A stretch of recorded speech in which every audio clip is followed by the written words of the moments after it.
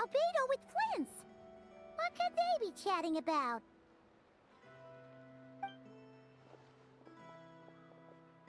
Your guess is as good as mine. Ah, Grand Master, and the Traveler and Paimon. Hello there. It's been a while. Perfect. We have some new volunteers for our investigation. Wait, let me guess. The righteous Lightkeepers are finally ready to hunt down the Abyssal Dragon? Haha. Yes, that too. Yeah, right. Oh, wait. Why does everyone keep saying that too? Well, to be precise, the facts match, but not the causality. Wait, so I guessed right? Half right. Don't act so impressed with yourself. Maybe I can explain. We ran into Mr. Flint's north of Nasha Town. At that time, we just noticed a few abyssal creatures out in the wild, but the strange thing was, I didn't detect any traces of abyssal energy on them at all. On closer inspection, we realized that they were not real monsters, but something akin to reflections in the water, or perhaps a mirage. Huh? What do you mean? Like, you could see them but not touch them? Exactly. It was very peculiar. They roared and tried to attack us, but we could not make any physical contact with them. I think I've heard of things like that happening in Krai before, but I don't know much about it. Yes, it's a known phenomenon. Mirage-like illusions tend to appear in Krai in the run-up to Moonprayer Night.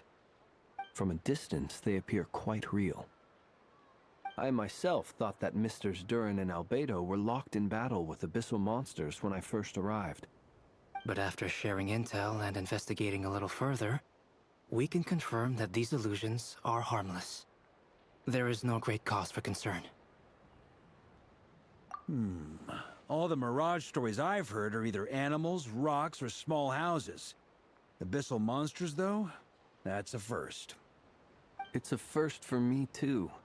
So I'm planning to look into it further just to be on the safe side. I intend to inspect a few more locations. What about you two? Any plans? Alice contacted me a few days ago. She'd like me and Durin to assist her with an experiment. But we lost contact shortly after receiving the message. I'm sure that comes as no surprise to anyone familiar with her. We don't know when the wind will blow, yet when the wind blows, we will know. That, in a nutshell, describes how Alice operates. Yeah, that tracks. Okay. Well, I suggest we investigate this Mirage business in the meantime. It's piqued my curiosity, and I'm pretty sure I know someone who will already be 10 steps ahead of us. Well said. Right? Whatever's happening in Krai, she always seems to be the first one to know. Let's go see what she knows. We can invite her and her staff to the festival while we're at it.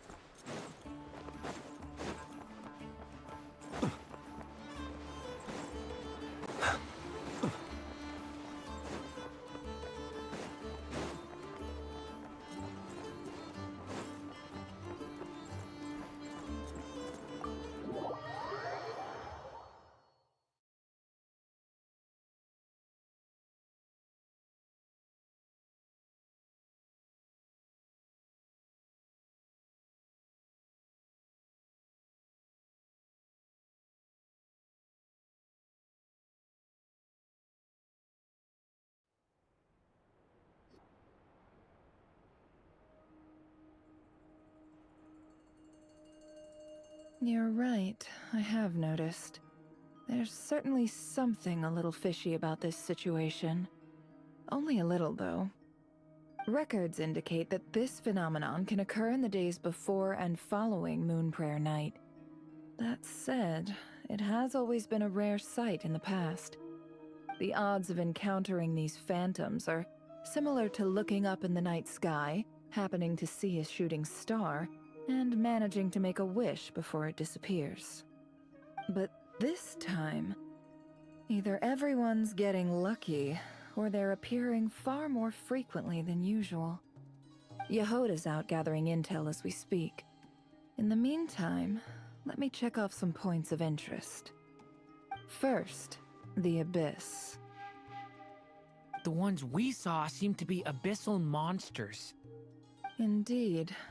But we have identified one location where many more of them have made an appearance.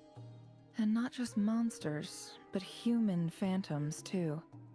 Given the scale and nature of the phantoms, it's almost as if someone's last memories are coming to life. Or perhaps the memories of multiple people. Oh.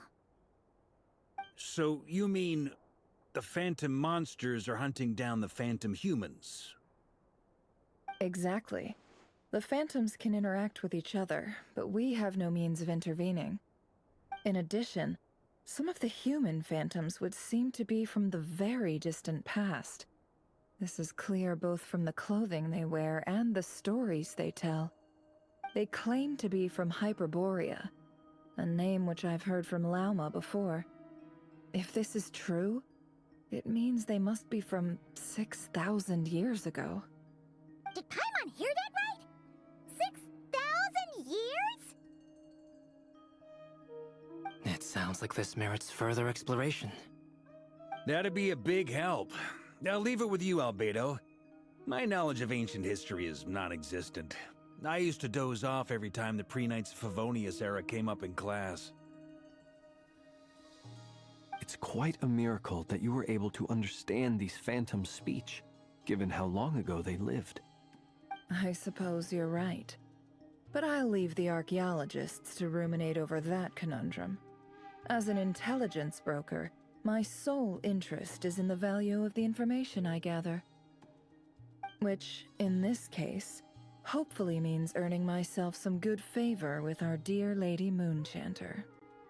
So calculating. Whew, this intel broker logic always catches Paimon by surprise. Sounds to me like we could split the work up. I think the abyssal phenomenon is best left to Albedo, Flint's, and me. Agreed. It coincides with my duty as a lightkeeper. For my part, I'd like to understand the Abyss better. Even a little knowledge would go a long way. This is certainly a rare opportunity to study the Abyss. But even rarer, perhaps, is the chance to make contact with the Ancients. The Curatorium will take the lead on investigating the Hyperboreans. We put in the work to learn what we know so far. It seems only fair that we get some quantity of exclusive intel. That just leaves our trusty team of 2 unassigned. Since you became an honorary knight, of course. This was part of my grand plan all along. Ha ha ha! Oh yeah, by the way, we managed to convince Columbina to come to the Moon Prayer Night celebrations. Would you and Yehoda like to join too? She agreed to that? Huh. Quite an achievement. Never underestimate the traveler, I guess. I'd be happy to join. No point shutting myself inside when the streets are all decked out. I doubt any clients will be visiting during the festival in any case. And Yehoda loves a party, so I'm sure she'll jump at the opportunity. No, no, no, no, no, no, no, no, no, no! Way to contradict me in front of... Wait, no, that's not what I have bad news, boss. So many people. All right, everyone inside, quick!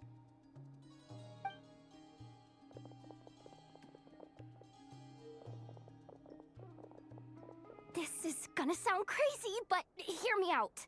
I saw one of those phantoms at Star Sand Shoal, and it was some sort of flying ship. Like a spaceship? That's gotta be the one you came to Teyvat in. You said you saw the same thing through the moon marrow, right? Huh? You already know about it? Ugh, I thought I was gonna blow people's minds. Turns out I'm the last to find out. Wait. Back up. You came here in a spaceship? Now my mind is blown! What's it like on the inside? Was it like flying through space? I want to know everything! Yep, exactly. Huge discovery. You're the best. Second best intel broker in the world. After your boss, of course. Wow. Really? Well, I don't know if I'm all that, but... I guess that decides where we're heading next. Come on, don't look at me like that. I know the spaceship doesn't have anything to do with me, but you don't want to leave me as the only one twiddling my thumbs, do you? Please? Fair enough. You can tag along. In that case, let's meet back here to discuss our findings once we're done. I wish everyone a productive investigation. You too.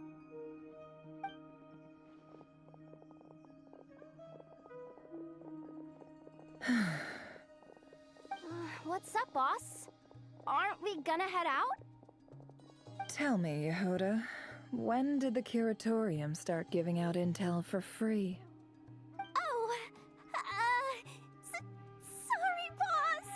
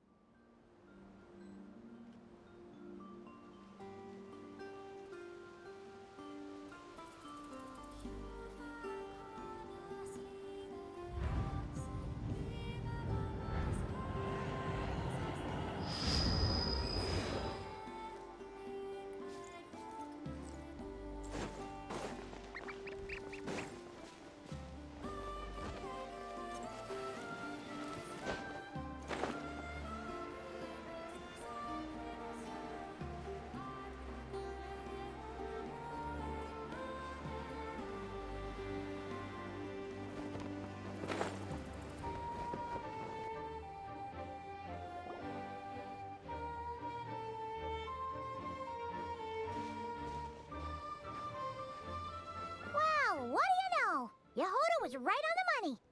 This phantom really is your spaceship. But that's so weird. Why would it show up here? Is it some kind of projection? Or a ghost? Like, maybe it no longer exists, but somehow it left an afterimage? Ah, you're already here. Miss Lauma, what a surprise. I thought you were busy with festival preparations. I was, until one of our people informed me that a strange sight had appeared at Starsand Shoal. No one's ever seen something quite like this before. I thought I should see it for myself. Same here. Oh, so we heard that these things appear around the festival period. Any idea why that is? Unfortunately not. We have very limited information about them, since the most we've been able to deduce is that these sightings appear to be connected to the increase in Kuvaki energy around this time. Yeah, seems like that's all we can do. This is all so confusing. Allow me to lend you a hand.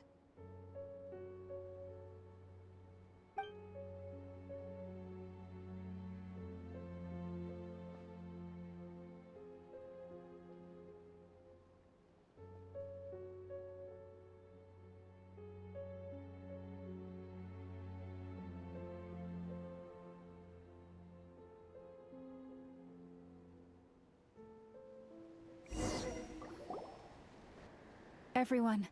Our friend here should be able to provide us with some information. Is that a phantom Rhymehorn deer?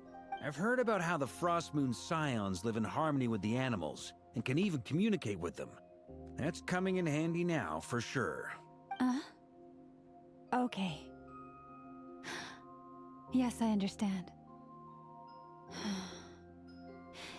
Then how about this?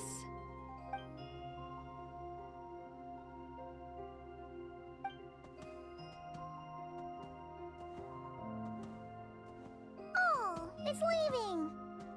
It appears to share our curiosity about this giant spaceship, so I asked it if it wouldn't mind investigating along with some friends. In return, I told it about some nearby spots where the wild fruit grows abundantly. We may live in a different era from these phantoms, but I trust that the terrain, climate, and ecology here are more resistant to the effects of time than some things are. Let's give them a moment and hope for the best.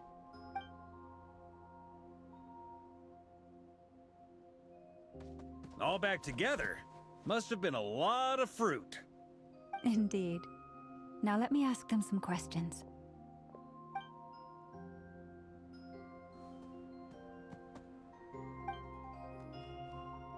It did find a lot of wild fruit, enough for them to feast for a long while. This puffin circled in the air several times, but didn't spot anything out of the ordinary. Certainly nothing to do with the spaceship. Huh. Well, it definitely makes sense to get a bird's eye view. Indeed. Other than that, I was also thinking that the world these phantoms see is also different from ours. Oh, I get what you mean. The wild fruit exist in both times and spaces, but there might also be things that only exist in that space-time, which we can't see. Good point. Great thinking, Lauma. Blunthorn rhinos can use kuvaki to shift great rocks, but this one says it couldn't get that ship to budge by even an inch.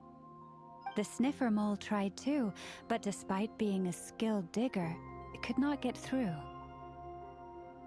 They say that the spaceship looks robust and undamaged.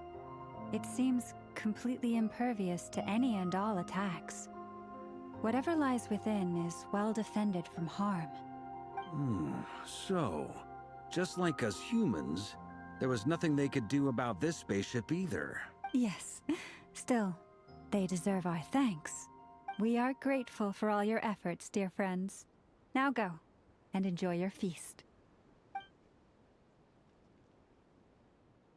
I've noticed some other human phantoms gathered nearby.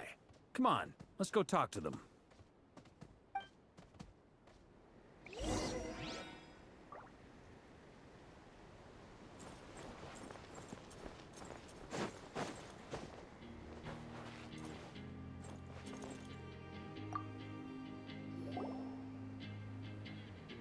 What is this thing? I've never seen it move, and there's no way to get inside. Goodness knows. My grandpa says it's been sitting here at least since his grandpa was still alive. What about his grandpa? Did he say anything to your grandpa's grandpa about it? Huh? I don't know. In all likelihood, it was here back then too. Hard to imagine something this huge could move. Guess that means that as far as they're concerned, this ship's been around a long time.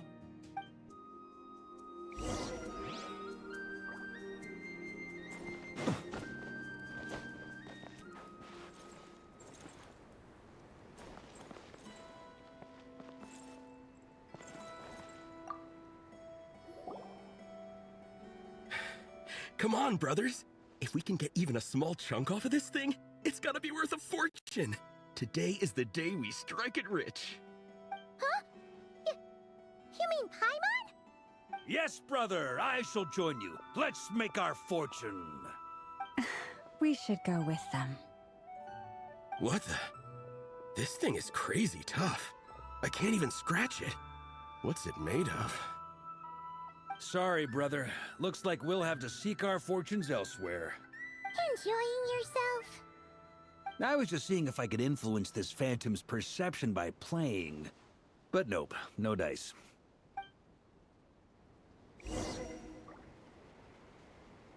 I'm sure we're all starting to build up an idea of what's going on here now that we've spoken to some of the people.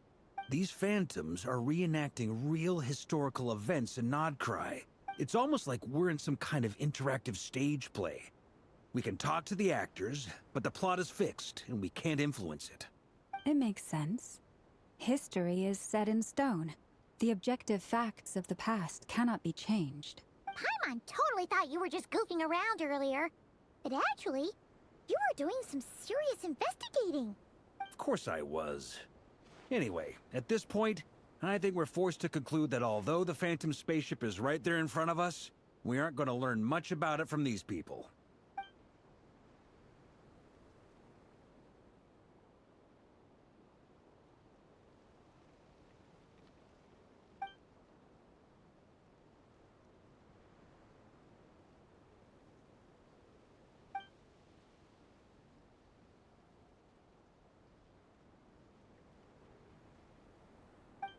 Don't be discouraged. If nothing else, this is proof of the ship's existence. And think about it. So many people tried to hack their way inside, but no one could get the door open. It's made of very tough material. To me, that says that we'll either find the ship itself or the story behind it. It's just a matter of time. Huh. Every now and then, when Varka gets serious, he actually does seem like Grandmaster material for once. I wonder how the others are doing. Let's head back for now. Sounds good. Also, drinks are on me if Team Knights of Favonius is the first to finish. Wait, we have a team name now? Am I in Team Knights of Favonius as well? You're very welcome to join. We've even got a cathedral ready for you. Isn't that technically blasphemy? You wouldn't dare make a joke like that if Barbados was in earshot. Nah, I'm sure Barbados doesn't mind a little harmless blasphemy once in a while.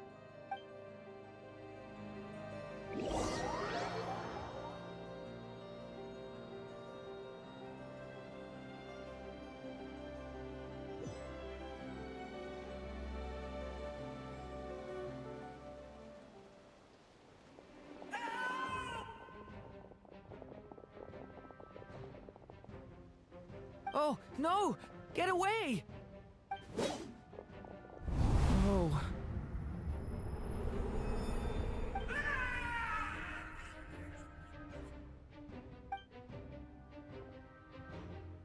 I know it's hard to stomach, Mr. Duran. But as I'm sure you've noticed, there is nothing we can do to intervene in that which unfolds before us. But we have to at least try! And try you have. But are you aware of how many unsuccessful attempts you've made now? I wasn't keeping count. I'm afraid this is the 39th failure so far. Or the 5th if we're only counting this particular victim. There are no indications that these phantoms may be altered in any way. You seem to have calmed down a little. I'll make us a fire. You should rest and have some water. Feeling any better now, Mr. Duran? May I ask a few questions? Be my guest. What exactly are we witnessing here? What happened to those people?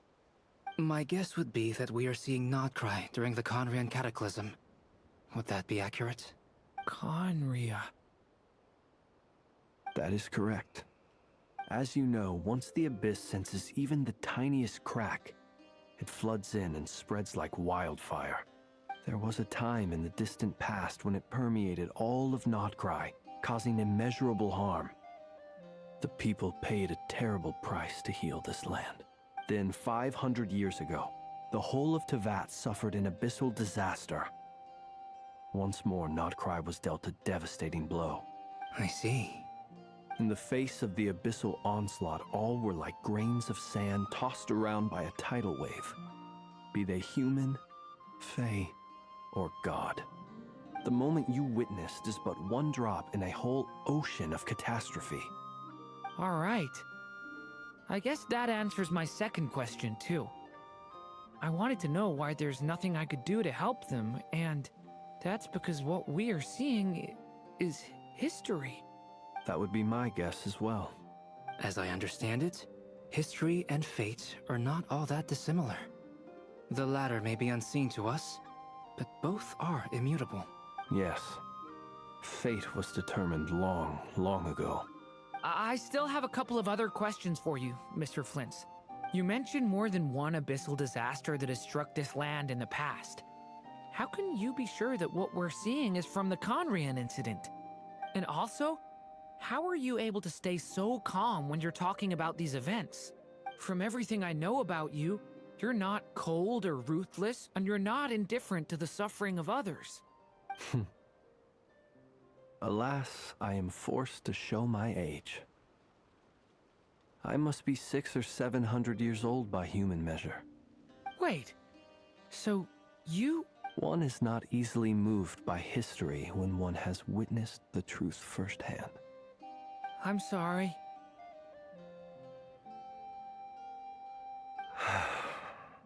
You needn't apologize. Your passion is a good thing to have. Treasure it, because someday you may find it in terribly short supply. Now, at the risk of offending you, I have a question in return. Your curiosity toward the abyss, is it born from hatred or because you sense its call? I only ask because I kept a fragment of Rerear's body in my lantern for a short time. Specifically, his heart. So I know what a burden it can be to carry the abyss with you. And I hear its power growling from somewhere within you. In my eyes, your mere existence is a miracle. My honest answer is... I don't know. I don't think I have the confidence to say for certain. What I will say is the abyss is not the only issue that haunts me. Even before I became who I am today, the question dogged me constantly. Should I even exist at all? My doubts remain unresolved. But when we fought Rerear, something became a little clearer to me. Sometimes it is the darkness within us that allows us to achieve the impossible. I certainly got the sense from your 39 attempts that you were trying to achieve the impossible. It sounds like you've resolved to see the truth for yourself. Absolutely. In that sense, he and I are quite similar. Then I wish you every success. I look forward to the day of your transcension. Well, if everyone's caught their breath, I suppose we should head back. Oh, and one last thing. I'd appreciate if you kept our discussion about history a secret.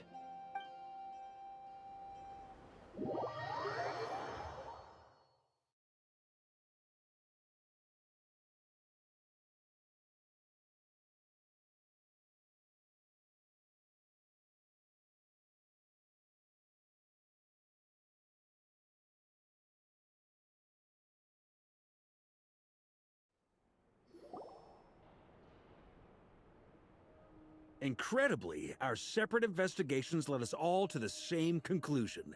Hooray for consensus! Yeah, but we barely learned anything, though. I totally thought this would be the mother lode. Talking with the ancients? I mean, come on! But nope. All we got was useless snippets of conversation. And all this stuff about moons and hyperopia. What a load of baloney. Seems like people back then had a few screws loose. I understand your frustration. We found the same issue.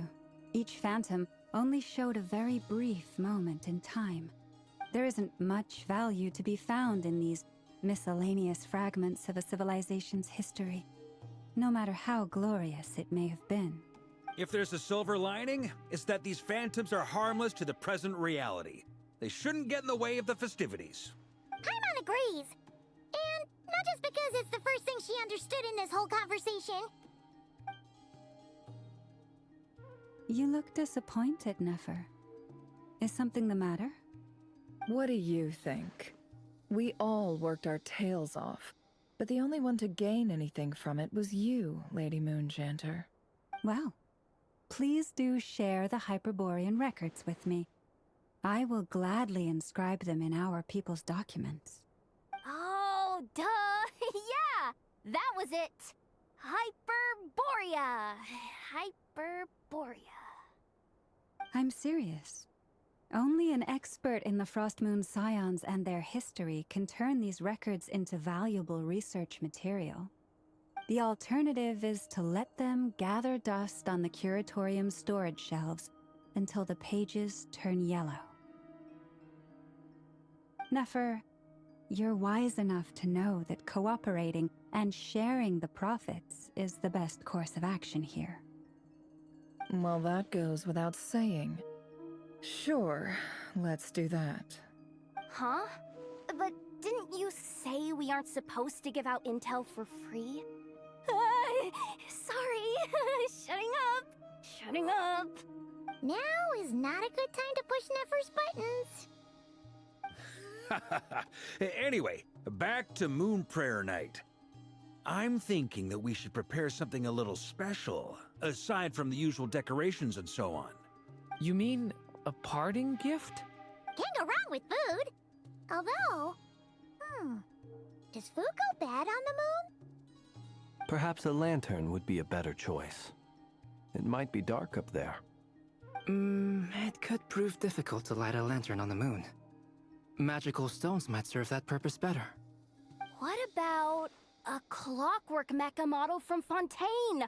I've got a whole bunch at home. I use them for fighting practice in my free time. None of these sound like things she would be even remotely interested in. But we don't interact with her enough to know what she likes. Yeah. It would really save us the guesswork if someone could find out what she's into. Wait, what the? Traveler? They're all looking at you. Great! Haha, problem solved. Now, I need to stop by Dory's. Gonna need her help sourcing a bunch of stuff for the festival. Then let's leave it there for now. We all have our own business to attend to.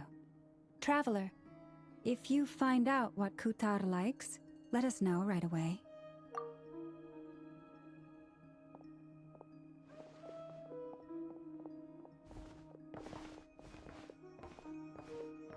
Is something the matter? I'm fine. It's just... I'm still feeling a little rattled after witnessing the horrors of the Abyss. But it's okay. This is something I have to work through. I'll be all right. Thanks for your concern. Well, don't put too much pressure on yourself. If you ever feel like something's wrong, physically or mentally, we're here to talk. Come on. Stop treating me like a kid.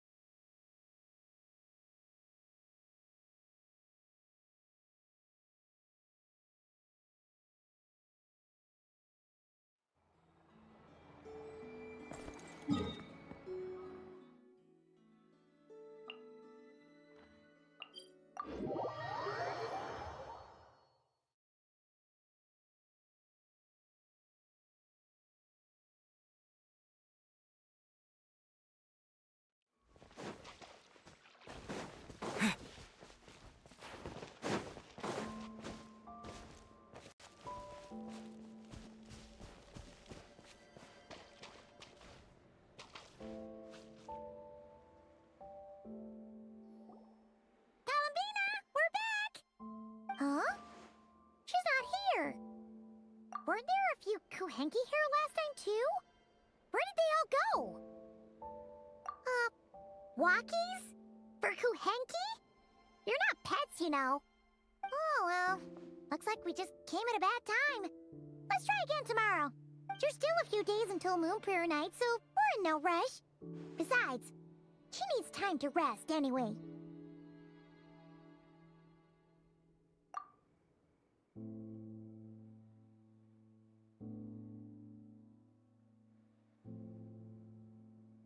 Columbina! Are you back yet?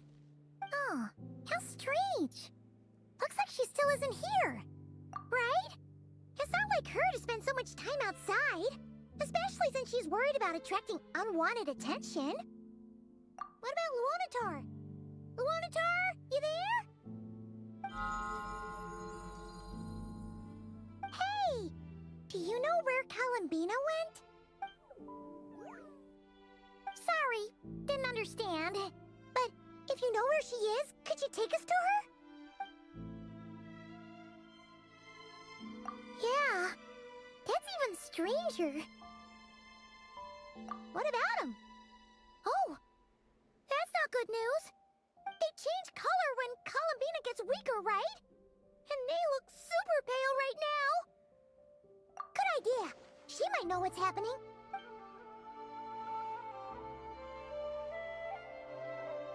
Lauma! Ah, it's you. How is Kutar? Is she okay? No, she hasn't. I came here to check on her after I noticed the flowers had changed color. Based on past precedent, she must be very weak right now. Even getting up to walk would be a struggle. It seems unlikely that she wandered off outside. Not to mention that she doesn't do that at the best of times either. So yeah, this is super weird. No. Very few people are in the know about Kutar's whereabouts. And if anyone suspicious had visited, they'd have left some sort of evidence. Come on, let's go to Nasha Town. If anyone has seen her, someone there will know about it. It's not Krai's information hub after all. Makes sense. Let's go!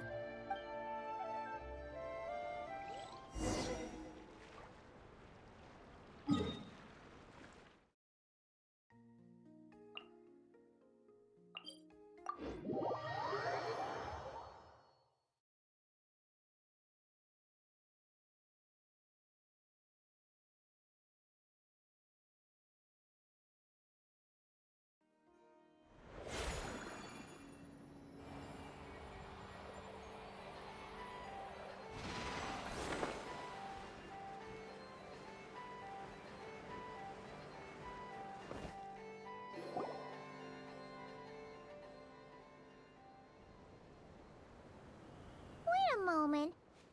Is it just Paimon, or is this stall kind of suspicious? It's never been here before, right? No, I don't recognize it. Alas, your free and easy adventure time is over. Now, prepare to face the final boss of Nod Krai. Whoa! Where'd that voice come from? Not sure, but it's definitely hostile. No, no, no, not that way.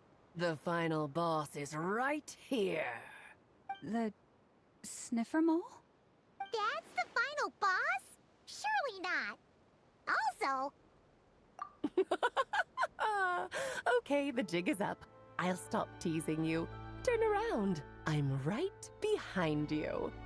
It seems I've managed to leave quite an indelible impression, even though you've never seen my face.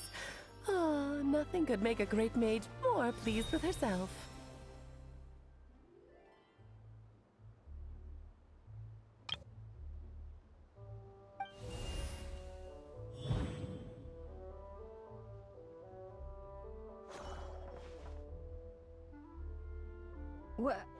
What is going on? I've heard that all the big shots in Teyvat have long, wordy titles that stun people speechless when they make their entrance. Unfortunately, none of them are affiliated with the Hexenzirkel, and we ourselves keep a very low profile. The notorious name-dropping doesn't quite work for us. Still, I, for one, think I'm really quite amazing. So that didn't stop me from coming up with a title anyway. Alice? It's really you this time? Not a lantern or a Dodoko, but Alice in the flesh? Oh, that's right. So, what do you think? How how does it feel to finally meet me? You look like... Oh, that's the first thing you thought. A little surprising, but that actually makes me very happy. Because that means that when Klee grows up, she'll be just as stunningly beautiful as her mother. So she's a friend of yours? Kind of. This is actually the first time we've seen her in person. I see. Madam Mage, that was, quite a powerful entrance. I certainly won't be forgetting it anytime soon. It's okay, Lauma, don't force it. Paimon will do the honors. This is Alice from the Hexenzirkel. She's a friend of ours. And of Arcus, too. That's right. She's a good person, just kinda... unpredictable. Well, what is the human heart if not unpredictable? If we could not do as we please, how would we differ from machines? I am Lauma, Moon Chanter of the Frost Moon Scions. It is a pleasure to meet you.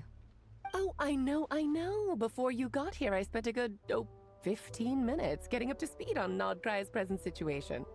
In other words, I've read the whole in the last episode part, so we can skip the pleasantries. Fair enough. Well, Miss Alice, I can already tell that you have quite a unique personality. You'll get used to it. Paimon sure is. So anyway, what are you doing in Nodkrai, Alice? Oh, I thought I told you already. This time, I'm the final boss. And what a formidable foe I shall be. Powerful, confident, decisive, and good luck finding my weak spot. You will never succeed. Oh, drat! My one weakness, and you found it in an instant. Fate has been dealt a devastating blow. Thus falls the great Dodo King. Why are you playing along with this nonsense? For funsies, of course. What's wrong, Paimon? Are you disappointed in me? Am I a gigantic letdown? No, it's just... you seem like a busy lady. And this is the one time you've shown up in person. Paimon figured it would be for something more high stakes than just goofing around. You're quite right. I'm here in Nodkrai because something big happened. Something big enough it caught the attention of the Hexenzirkel. It concerns the 3 moons, Teyvat's borders, and of course, the moon goddess you are currently searching for. Kind of. Why don't we discuss this over a pot of tea? My main reason for coming on this trip to Teyvat was, of course, to have some fun. But I do technically have a job to do as well, namely, maintaining the stability of Teyvat's borders. I'll skip over the complicated parts, but to sum it up, abyssal energies are all that lie beyond Teyvat's border. We'd find ourselves in a real pickle if they ever made it through. And the phantoms you've been seeing are a sign that the border has been disturbed. No wonder they tend to show up around Moon Prayer Night. Is it because the real moon is now so close to us that its power can cross the border? In part, but only a negligible amount passes through. Just enough to influence the verdant crests and so on. And as you've noticed, there has been an unprecedented number of phantoms appearing this year. The influence of the moon beyond the border cannot explain this. No. There is another far greater factor at play. The trilunar syzygy. A trilunar syzygy. Eons ago, before the heavenly principles came to Teyvat, it was the then 3 moon goddesses who controlled the laws of this world. Oh, that's exactly it! The 3 goddesses split these powers amongst themselves, promising never to consolidate them into one singular body. This was meant to keep the world stable. But, fast-forwarding to the present, the eternal moon's marrow is with you, while the iridescent moon's marrow, which should never have appeared in this world, has been retrieved. Add that to the presence of a moon goddess in the flesh and... the power of all 3 moons is gathered here in Nodkrai. There hasn't been an event like this since the War of Funerary Flame. And it's having a noticeable effect on Teyvat's borders. Because I wish to give my darling daughter a peaceful, sunny environment to grow up in. Is that a good enough reason? Kinda sounds like you're dodging the question, but it does make sense. Well, that's one reason anyway, and the most important one. The others are a little complicated to explain. For instance, cleaning up after dearest Miss R. Albedo could tell you more about that if you're curious. But right now, I have a more important question to ask you. Why are you collecting the moon marrows? I see. Nicole told me about that legend once. Nicole? You mean Mage Anne? Oh, so you remember. Yes, of course. That was a story about fate, her area of expertise. But back to the story of our dear moon goddess. I'm afraid her intended method of returning to the moon is unlikely to work anymore. What does that mean? She may be missing, but she hasn't gone anywhere. She has disappeared.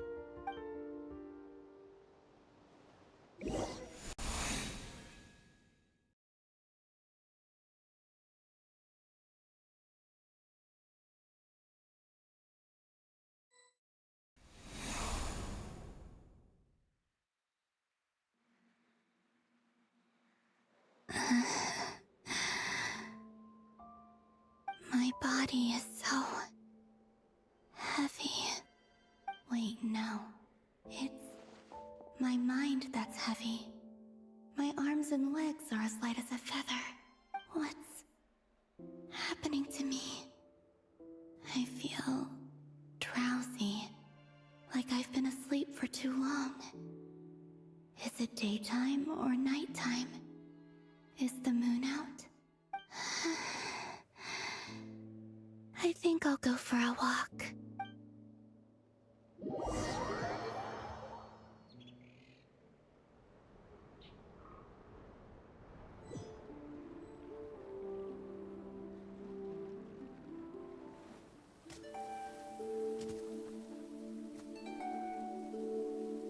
Are you out for a walk too?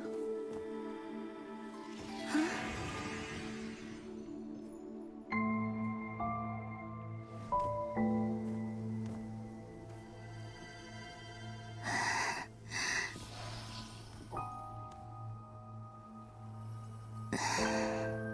The day has come at last.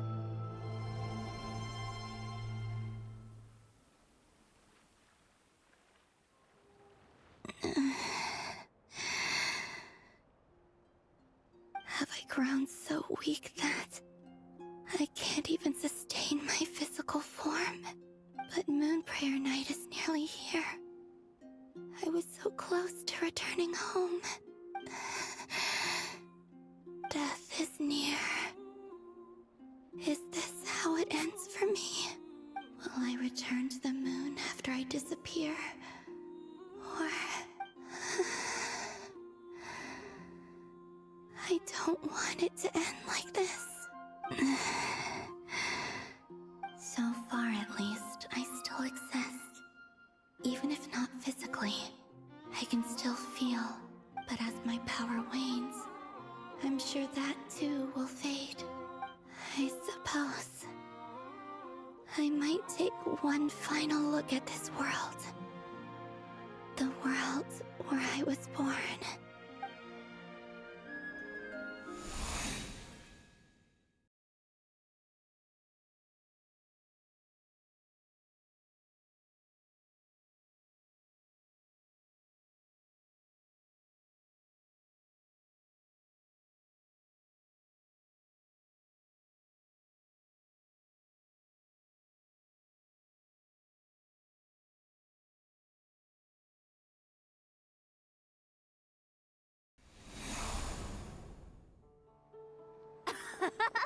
Come on! Wait for me! The Frost Moon Enclave. How much it has changed since I was born. These decorations, they're so heavy. It's times like this when you kind of wish men could be priestesses and acolytes, How fascinating. I've never had the chance to be privy to people's private lives in this way. In the past, people would get so solemn and serious the moment I showed my face. Like they were frozen stiff. Karina, Lametti, it's time to eat. Coming!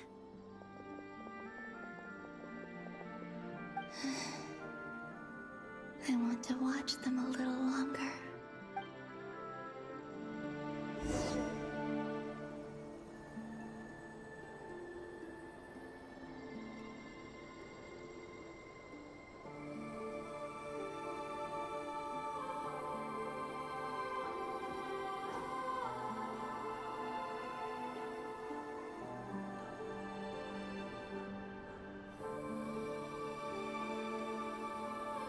So just fill these balloons with air, right?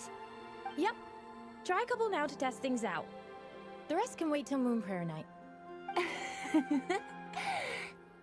Think fast. Rita! Teasing an acolyte of the Frost Moon Scions? Surely that's a punishable offense. Take this! Huh? All right, enough horsing around. Lady Lauma gave us a task. We should get back to it. The task is just to check that the balloons don't leak, right? Doesn't matter if we fill them with air or water. Yeah. Okay, you got me there. And you got me there. But still, we can't use all the balloons before the festival even starts. We won't use all of them. And as long as Lady Lauma's trusted acolyte doesn't snitch, this can stay as a little secret between friends.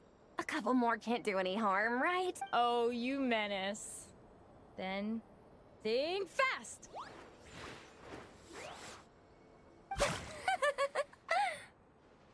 Is pumping a balloon full of water really so much fun?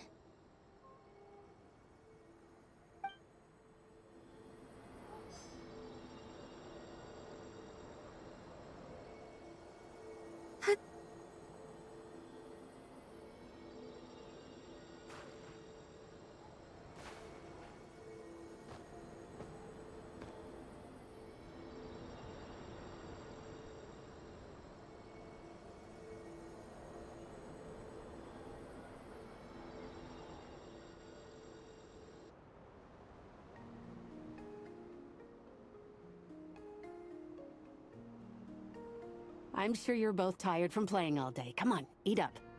A plain, humble meal. That has always been the way of the Frost Moon Scions. Huh? How come Lametti got a midsummer berry dessert? Oh, I always get Lockaberry. I don't mind sharing. You can have a bite of mine if I get to have a bite of yours. They're sharing food? I've never shared food with anyone before. Even at the Harbinger tea parties, everyone just ate off their own plate. And when I couldn't finish my food offerings from the Frost Moon Scions, they'd leave the leftovers out under the moonlight for the animals to claim. Hey! That was 2 bites!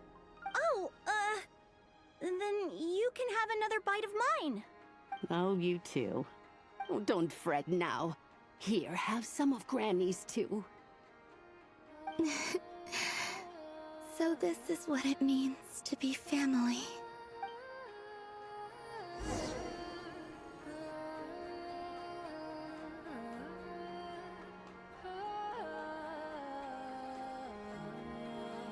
I'm seeing so much that I'd never usually get to see. They'd never act like this when I was around. It's nice, being able to just watch people in peace in these final moments. What a rare opportunity. I think I'll go take a look around Nasha Town, too. Maybe the Traveler will be there.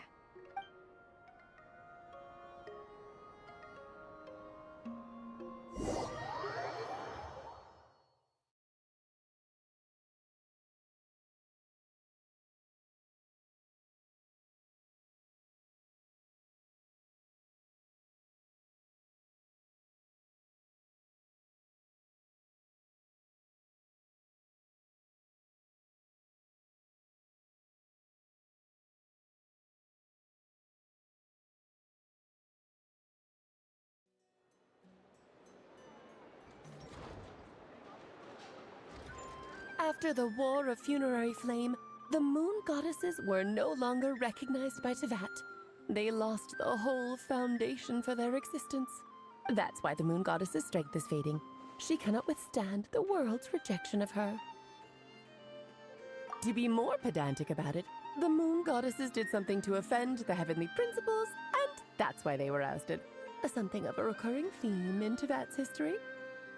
Theoretically, speaking so candidly should put me in their crosshairs too, but they can't tell me what to do. I'll say whatever I want. Anywho, the Moon Marrow energies were but a drop in the bucket for her, and that battle against the Ray Hair of Solnari only weakened her further. Fortunately, it happened close enough to Moon Prayer Night when the Kuvaki concentration here is high. That's the only reason she managed to survive this long. What do you mean, fortunately? You said she disappeared. We're too late. Ugh, what a headache. I thought this was all common knowledge. I guess I have some more explaining to do. Okay, buckle up. It's time for another lecture.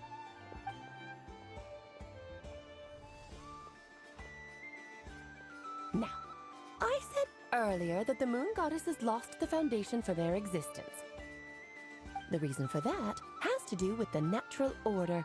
Basically, the rationale for their existence in Teyvat was lost.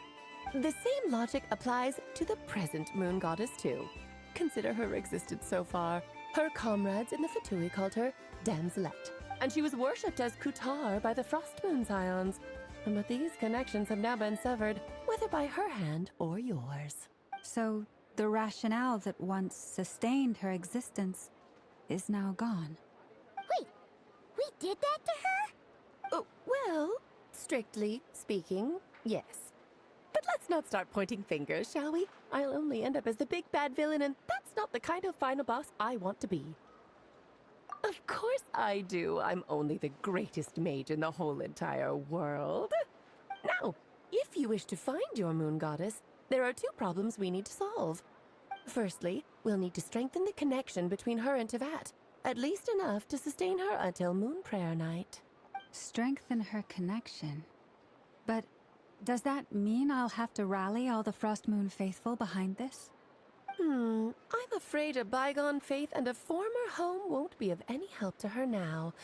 Do you know her name? Her name? Yes. Names are very important things.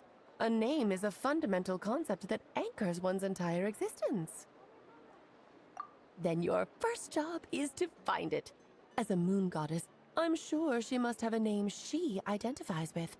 Neither Columbina nor Kutar is her true name, and she's never really accepted either of them. So, finding out her real name is enough to sustain her existence? Yes, I know it sounds like a small step, but every journey begins that way. So for now, that's all we need to focus on. The second problem is with her plan to use the moon marrows to return to the moon. Unfortunately, piercing through the false sky will take an enormous amount of power. Given her current condition, she won't be able to provide anywhere near enough power, even if she recovers her physical form. But no need to fret. Nicole's the expert in this field, and I'm sure she'll figure something out. Wait, Mage N is going to help us out too? That means we've got 2 Hexenzirkel mages on the case. This is turning into a pretty big deal. Actually, this is more of a side quest for me. Like you said, I'm a busy lady, so I can't stay for too long. I'll have to return to Teyvat's border soon. That's the upside you get for looking out for my little Klee. Hopefully that will incentivize you to carry on keeping her company in the future. Anyway, jokes aside, you'd better get moving. It will take quite a miracle for the moon goddess's consciousness to hold out till Moon Prayer Night. Oh, I suppose I might as well tell you where Nicole is before I leave. Off you go now. Time to meet your new friend. Oh, yes, and a little suggestion. Don't forget to mind your heads. What? I wonder how Durin's doing. I should really go see him before I head back. You really are super busy. I most certainly am. There's so many children I have to keep tabs on just in Mondstadt. Durin, Albedo, Venti, Varka. Clay didn't make the list, huh? Of course not. Klee is my pride and joy. I have no qualms about her, because she's the best child in the whole wide world. Yep. Clee's a little angel. I'm glad you agree. Well, all the best. See you when I see you.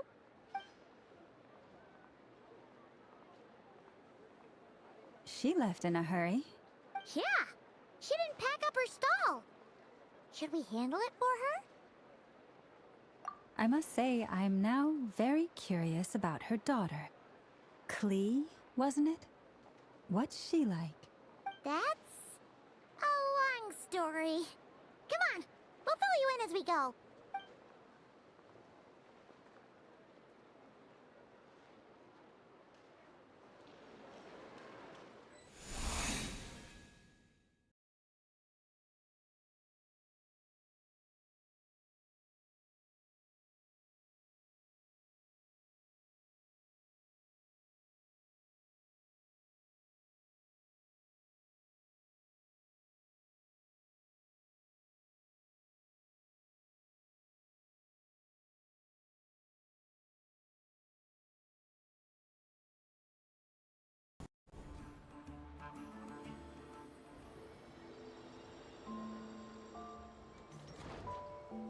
What a lively place.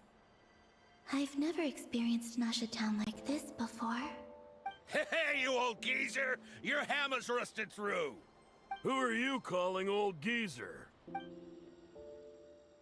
Are they quarreling? I'm looking right at him! You've really gone downhill since giving your daughter free rein in the workshop. Can you even swing a hammer anymore? It shouldn't take you days just to fix a single chair. You might as well use that hammer to massage my back for all the good it's doing. Don't run your mouth, or you'll get a back massage that'll put you in bed for the rest of your life. Look, the materials haven't arrived yet, all right? You know how busy it gets in the days before Moon Prayer Night. I'll bet you send all the materials to your little princess. Blood's always thicker than water, huh? All right, you've made your point, Uncle Kusky. As soon as the materials arrive, fixing your chair will be the #1 priority. And Dad, if you've got time to chat, why don't you lend me a hand, See? Lolka knows what the score is. I guess they're friends. But the way they spoke to each other was so ugly. Then again, it wouldn't be the first time I've seen something like this. Columbina! Sing outside my door in the middle of the night one more time, and I'll unscrew your vocal cords. You hear me? Oh, Zandrone. So that was her way of trying to be friends with me.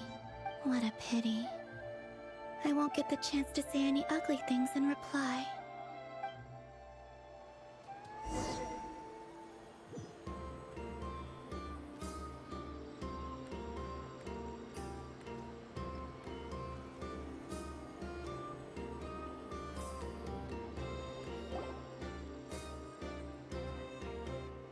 Hey, have you decided what to give her for Moon Prayer Night? I sure have. She's gonna get the surprise of her life when she's least expecting it. Then I'll whip out the ring and pop the question. The surprise of her life. What a fun turn of phrase. Cool, I get the picture. You can spare me the gushy details. Ooh, looks like we have a customer. Hello there, ma'am. Would you like some Moon Prayer Night candy? Huh? Is he talking to me? Can he see me? Here you go. Oh.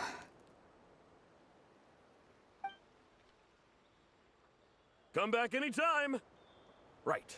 Now, where were we? I don't know why, but I still held out hope.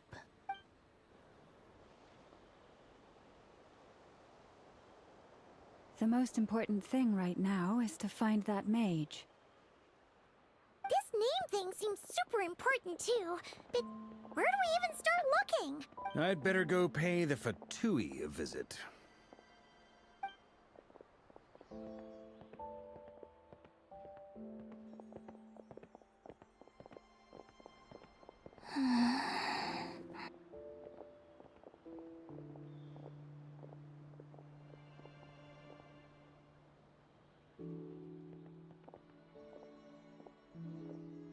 Columbina?